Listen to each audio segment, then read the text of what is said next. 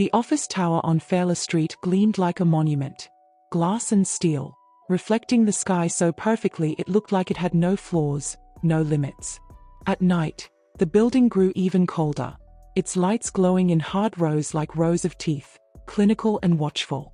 It was beautiful, yes, but not kind. Ruth Calder moved through the halls with a quiet grace that years of being overlooked had honed into an art. Her grey cleaning uniform was plain, her shoes soft-soled so they made no sound, and her presence so quiet that people often walked past her as if she were part of the furniture. She was 38 and looked older some days, younger on others, depending on the light, or the weight of the world on her shoulders. She didn't resent being invisible. Not anymore. She had stopped expecting the world to look her in the eye. But that didn't mean she had stopped seeing. Her shift started at 6 p.m. By 6:03, she was pushing her cart through the curved corridors of Hartnell & Rowe, one of London's most respected corporate law firms. Every corner smelled like polished wood and money. She emptied bins full of coffee cups and shredded secrets. She wiped away fingerprints from glass partitions, sometimes catching a smudge of red lipstick or the faint trace of a tired forehead pressed to the glass. She saw everything, and no one saw her. She didn't mind, because when her hands were moving, her mind was writing. Every night after work, she returned to her small flat in Claremont Estate, a two-bedroom she had once shared with her late sister. It was cramped and often too cold, but it was hers. She would brew a cup of instant coffee, sit cross-legged on the floor, and begin to write. Sometimes stories, sometimes memories. Sometimes nothing more than single sentences that came to her mid-wipe, mid-lift, mid-drag of the mop. We see more when no one sees us. There's poetry in the dust if you look closely. The bin never judges what people throw away. She wrote in cheap notebooks she bought from a charity shop. She hid them under the kitchen sink, tucked behind a leaking bottle of bleach and a rusted tin of floor wax. Not because she was ashamed, but because words, once spoken, invited judgment. And Ruth's world had already judged her more times than she cared to remember. One night, a little after 9 p.m., she entered one of the partners' offices. It belonged to a man named Thomas Wren, mid-40s, sharply dressed, and known for speaking in clipped tones as if the world owed him speed. Ruth had only ever seen him twice, once in the lift, once when he shouted at a junior lawyer in front of the entire floor. His office smelled of cedar wood and ambition. On his desk was a handwritten note. Bold letters. Underlined. She wasn't the kind to pry, but the paper had fallen slightly over the edge of the desk, and as she went to straighten it, the words pulled her in. If they can't swim with sharks, they shouldn't be in the water. A line addressed to someone, circled in red ink. The rest of the page was worse. It was mocking, cruel, speaking of a younger associate like they were an ant under a boot. Ruth read it twice, not out of curiosity, but because something inside her clenched. She looked over her shoulder. The floor was empty. Her fingers trembled. Then, without quite knowing why, she turned the paper over. And she wrote, "We are not all sharks. Some of us are just trying not to drown. And if you ever look down long enough, you'd see the ocean is full of bones." She stared at the words for a moment. Her breath caught. She shouldn't have done that. Panicking, she folded the paper in half and left it under the desk blotter, where the original note had Saturday. She didn't know why. Maybe she hoped no one would find it. Or maybe she hoped someone would. Then she finished cleaning the office and left, heart pounding. She didn't sleep that night. She stared at the ceiling and thought about her sister, who had once told her, "You've got words like fireflies, Ruth, but you keep them in a jar no one can see." She hadn't written that note for anyone to find. But it was out there now. And something inside her, quiet and long silenced, had stirred. 3 days passed. Ruth cleaned Mr. Wren's office as usual, carefully, quietly, methodically. Her eyes flicked to the desk each time, but the note was gone. No one said anything. No one stared at her differently. No alarm bells. No reprimands. It was as if the moment had never happened. And yet, something had. Because on the 4th day, Ruth returned to that office to find a blank sheet of paper at the edge of the desk. Just one line across the top. "Whose bones?" Her heart froze. Not because she was afraid, but because she was seen. It was a test, or a challenge, or perhaps an invitation. She didn't move for a full minute. Then, slowly, gently, she pulled the sheet toward her and picked up the pen beside it. The ones who built this tower but never got a window. The ones who left their names at the door and walked in as shadows. She placed the pen down, folded the paper once, left it where she found it, and walked away. That night, her writing came in floods. Ruth poured everything into her notebook. Her sister's death from an illness they couldn't afford to treat fast enough. Her own once bright education that stopped short when rent came due. The years of quiet jobs, louder debts, invisible days. She didn't cry, not quite, but her chest ached like grief was waking up inside her, stretching limbs that had been cramped for years. The next night, another note waited for her. You write like someone with a wound and a mirror. Who are you? Ruth didn't answer that question directly. She wrote, you read like someone who still has a conscience buried somewhere beneath the corner office. The notes continued for a week. Each one handwritten. Each one folded. Always anonymous, but unmistakably from him. They didn't sign their names. They didn't need to. The exchange grew bolder, not flirtatious, never that, but real, curious, respectful. Ruth would mop around the desk, wipe the glass, and slide a message beneath the paperweight. And she knew, somehow, that Mr. Wren, the cold man with the clipped tones, was reading her. Really reading her. Until one day, it stopped. A full week passed with nothing. Then two. By the third week, Ruth's stomach sank each time she stepped into his office. He wasn't there at night. She wondered if he was on leave, or if he'd gotten bored, or worse, if someone had found out who she was. But then, on a Friday evening, just after 9 p.m., she walked into the room and stopped cold. Thomas Wren was there, sitting behind his desk, waiting. He looked at her, not with arrogance or pity, but a strange kind of stillness. Miss Calder, he said. Her hands tightened on the mop handle. No one here had ever called her by name. He stood, slowly, and nodded once, then gestured to the empty chair across from him. I wanted to meet the writer. Ruth couldn't speak, not because she was afraid, but because this moment felt like opening a door she never knew was hers to touch. She didn't sit, but she didn't leave, either. He didn't press her. He reached into his desk drawer and placed a small stack of folded papers on the desk. Her notes. Every single one.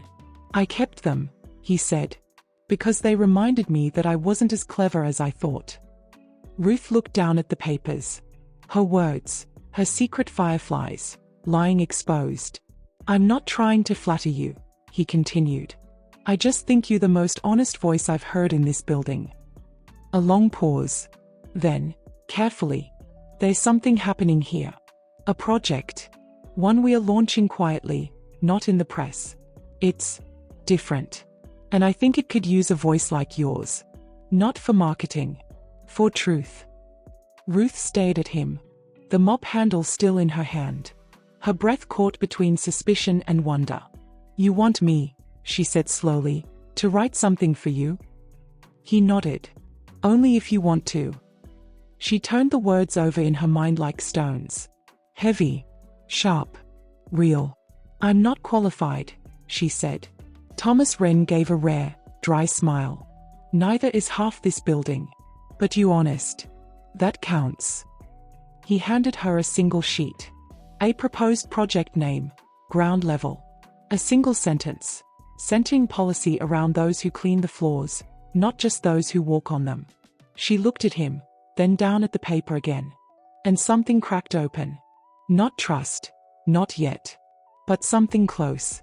The first time Ruth entered the 12th floor conference room, her palms were sweating. Her shirt, the cleanest she owned, was ironed to near crispness. Her shoes still had traces of mop soap around the edges. But she walked in, sat down, and didn't flinch. There were 5 people at the table. All executives. All powerful. All staring at her like she was the surprise item on a secret menu they weren't sure how to eat. Except Thomas Wren. He sat beside her, not at the head of the table, and introduced her without hesitation. "This is Ruth Calder. You've all read her words, even if you didn't know they were hers. She's helping shape ground level." There was a pause. Then one woman, sleek, silver hair, expensive watch, raised a brow. "She's a cleaner." Ruth smiled faintly. "I was." Thomas didn't correct her, and Ruth noticed that no one else questioned it again. That week, Ruth was assigned a space in the corner of the policy office. A desk, a used laptop, a battered whiteboard no one else wanted. She kept her uniform folded in her tote bag, just in case someone changed their mind. But no one did. In fact, she was asked to write a reflection piece, internal only, for the company's monthly staff digest. She hesitated, then wrote what she knew. "We clean after people because someone must. But maybe it's time we stop pretending that dignity starts at the executive floor. I've seen who forgets their humanity in a boardroom. And I've seen who leaves kindness folded into a blanket in the staff room. I know which one matters more." The post wasn't anonymous. Her name, Ruth Calder, was printed at the bottom in bold. By the following morning, 2 different staff members had emailed her. By the end of the week, 9. Not everyone liked it, but they couldn't ignore it. 2 months into her new role, Ruth still clocked in at 6:45 a.m. She still brought her own tea bags, still cleaned her mug in the staff sink, still took the stairs instead of the lift. Habit, not pride. But her days were different now. She sat in meetings where people actually paused to ask her opinion. She was asked to review documents, write summaries, give honest feedback on internal culture. Thomas, to his credit, never tried to make her his pet project.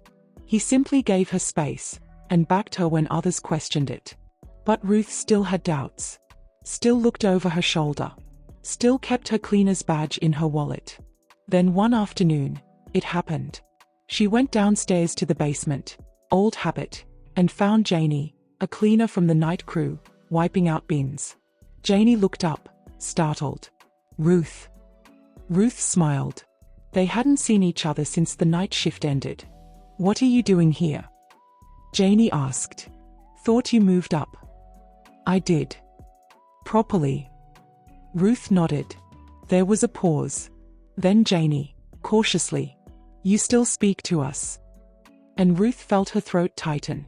"I am you," she said. Then she knelt beside her and began sorting the recyclables like she used to. For 10 minutes, they worked side by side, like old times. That night, she left a note in Janie's locker. "One day, I'll bring you upstairs. Not as a cleaner, but as a voice." In the final week of that quarter, Ruth was invited to present the pilot program findings for ground level to the company's wider board. She wore a plain black dress, fixed her hair herself, and printed her own notes because she didn't trust the laptop. The room was glass-paneled and vast. 13 board members. A few observers. Thomas was present, but silent, at the edge. They asked her questions. Real ones. Sharp ones. Some tried to corner her. One man smirked when she stumbled on a policy acronym. Ruth straightened her back and said, "I may not know your language yet, but I know what it feels like to be treated like furniture. That's the problem I'm here to fix." The room quieted. She left without applause, but she also left without apology. That night, her email pinged. Subject: Proposal. Ruth Calder, Internal Policy Advocate. From the Office of the CEO. A permanent position. Ruth didn't cry when she got the job offer. She didn't shout, didn't call anyone. She just stared at the screen for a long time, then quietly stood and washed her teacup, like she always did. The old kettle wheezed and hissed as it boiled. A broom leaned against the corner. Even in this borrowed office, nothing had changed. But she had. She signed the contract the next morning. Permanent staff. Full salary. Health benefits. A title she hadn't dared to imagine. Internal Policy Advocate. The irony wasn't lost on her. She'd once cleaned under this very office. Now she belonged inside it. But Ruth never moved into the large office they offered her. She kept the little corner by the window where the sun hit her shoulder just right in the afternoons. She brought in her own chair, the one she'd found abandoned in the basement, and fixed up herself. She left the paint chipped on purpose. Let it tell the truth. 3 months later, they were launching the full version of Ground Level, the company-wide initiative Ruth helped birth. There was a proper event. Banners, name tags, media teams with soft lights and background jazz. Thomas Wren delivered the opening speech, then quietly stepped aside. "Some voices matter more than mine today," he said. "You've already heard her words. Now meet the woman behind them." And Ruth walked to the podium. She didn't read from her notes. Didn't clear her throat nervously. She just looked out at the room full of polished faces and said, "I was the one you passed in the hallway, holding a mop. I was the one who cleaned up after your late meetings, your spilled coffee, your forgotten dinners. And for years, I thought being unseen was part of the job. But it wasn't. It was just how the world forgot to look. I'm not here because I fought my way into the room. I'm here because someone opened the door and didn't close it behind him." She looked toward the back, and Thomas, seated quietly, gave her a slow nod. "Now it's my turn," she added, "to hold that door open for someone else." The applause was real this time. Not polite. Real. After the event, a girl approached her, 18 maybe, with careful braids and hesitant eyes. "Miss Calder," she asked, "can I sit here?" Ruth smiled and gestured to the chair beside her, the one by the window. The guest chair. They talked for half an hour. The girl was applying for an internship. No family connections. No polished background. Just trying to find a way in. "I don't even know where to start," she confessed. Ruth reached into her desk drawer and pulled out her old notebook, the one with worn corners and notes written while standing over a mop bucket. She handed it to the girl. "This is where I started." Then she added, gently, "But more importantly, don't let anyone tell you your story doesn't belong here. The building just forgot it was made for people like us too." In the months that followed, Ruth quietly sponsored 2 more applicants, not with money, but with her voice. She brought in former cleaners for listening sessions, pushed for bathroom breaks for shift workers to be codified into policy, and made sure the name tags at events didn't just say staff, but listed real names. She was never flashy, never loud, but her name, once a ghost on a locker, was now printed on internal memos and cited in leadership notes. And yet, every Friday at 5 o'clock, Ruth still walked down to the janitorial wing to chat with the night crew. She always brought pastries, not as charity, but as kinship. Because she hadn't climbed out. She had climbed through, and left her hands stretched behind. Late one evening, Ruth sat alone by her window, the city lights blinking below. In her hand was a letter, a real one, written on thick paper. From a girl named Lila, a former cleaner in another branch. "I didn't know women like us could end up there. Until I read about you." Ruth folded the letter, placed it gently in her desk drawer next to her old ID badge, and whispered, "Neither did I. But here we are." She didn't need applause. Just sunlight. And a chair for the next girl walking in. Kindness done in quiet doesn't go unnoticed forever. Even when the world looks past you, your worth is not erased, just waiting to be seen by the right eyes. And when you rise, rise gently, not to shut the door behind you, but to hold it open for the next forgotten soul. Because someone once did the same for you. If this story moved you, don't forget to like, share, and subscribe for more powerful stories that inspire, challenge, and stay with you.